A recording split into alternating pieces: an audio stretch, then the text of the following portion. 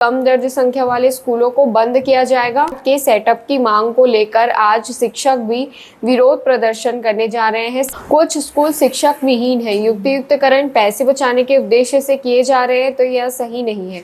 यदि बच्चे नहीं है तो अलग बात है। बच्चे जहाँ रहते हैं वहाँ शिक्षा के अधिकार के तहत शिक्षा उपलब्ध करानी होगी। विष्णुदेव साय ने कहा है कि युक्तियुक्तकरण स्कूली शिक्षा की गुणवत्ता सुधारने के उद्देश्य से एक बड़ा फैसला है। राज्य सरकार ने छत्तीसगढ़ के स्कूलों का युक्तियुक्तकरण का फैसला लिया है, जिसे लेकर राजनीति शुरू हो गई है।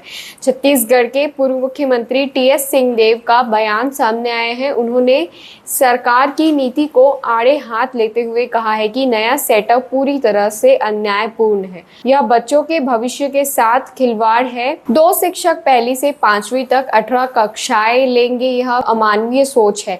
सिंहदेव ने कहा है कि पहली से 8वीं तक की शिक्षा बच्चों का मौलिक अधिकार है। बच्चों को गुणवत्तापूर्ण शिक्षा सरकार अगर नहीं दे सकती तो उन्हें इस्तीफा दे देना चाहिए या फिर निजी क्षेत्रों को शिक्षा सौंप देना चाहिए। बता दें कि छत्तीसगढ़ के स्कूल शिक्षा विभाग ने मंगलवार को प्रदेश के 10,463 स्कूलों के युक्तियुक्तकरण का आदेश जारी किया है। आदेश के तहत कम दर्ज संख्या वाले स्कूलों को बंद किया जाएगा। एक ही परिसर में लगने वाले स्कूलों को मर्ज किया जाएगा और युक्तियुक्तकरण में 2008 के सेटअप की मांग को लेकर आज शिक्षक भी विरोध प्रदर्शन करने जा रहे हैं। सिंहदेव ने कहा है कि सरकार का लाभ या हानि जनसेवा। इसके पहले भी बीजेपी के शासनकाल में 2 से 2,500 स्कूल युक्तियुक्तकरण के नाम पर बंद किए गए थे। अभी फिर से यह प्रयास किया जा रहा है। टीएस सिंहदेव ने कहा कि जहां अतिशेष शिक्षक पदस्थ है उन्हें हटाना समझ में आता है। प्रदेश में 5500 के करीब स्कूल एकल शिक्षक और कुछ स्कूल शिक्षक विहीन है। युक्तियुक्तकरण पैसे बचाने के उद्देश्य से किए जा रहे हैं तो यह सही नहीं है।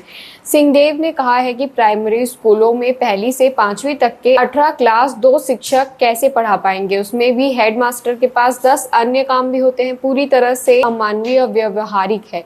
सरकारी स्कूलों के बच्चों में ज्ञान का स्तर कम आकर जाता है। उसमें भी अगर शिक्षक कम होंगे तो बच्चे शिक्षा से वंचित हो जाएंगे और उनका विकास नहीं हो पाएगा। सरकारी स्कूलों का सेटअप कर 63,000 से अधिक पदों को समाप्त करने जा रही है। हर वर्ष 10 से 15,000 शिक्षक रिटायर हो रहे हैं, उनकी प्रतिपूर्ति नहीं की जा रही है। यदि बच्चे नहीं है तो अलग बात है। बच्चे जहाँ रहते हैं वहाँ शिक्षा के अधिकार के तहत शिक्षा उपलब्ध करानी होगी। स्कूलों को बंद नहीं कर सकते। स्कूल बंद नहीं होंगे तो शिक्षक भी उपलब्ध कराने होंगे। वहीं राज्य सरकार का कहना है कि युक्तियुक्तकरण का उद्देश्य स्कूलों को बंद करना नहीं है, बल्कि इसे व्यवस्था को बेहतर बनाया जा सकता है। निर्णय विद्यार्थियों के हित में है।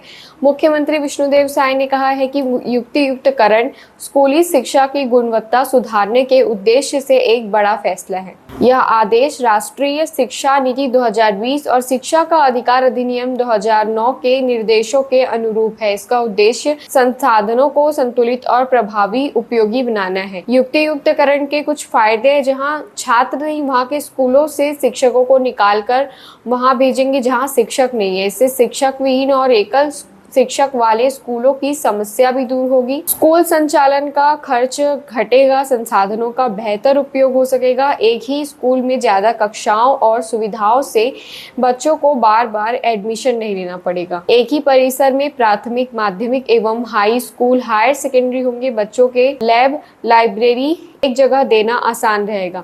वही जो शिक्षक है इस फैसले को लेकर विरोध जता रहे हैं, उनका कहना है कि 2 शिक्षकों का एक साथ 18 क्लास लेना बिल्कुल पूरी तरह से अमानवीय है। तो इस युक्तियुक्तकरण के फैसले पर आपका क्या कहना है, हमें कमेंट में बताइए और बाकी की खबरों के लिए बने रहिए ठिहा छत्तीसगढ़ के साथ।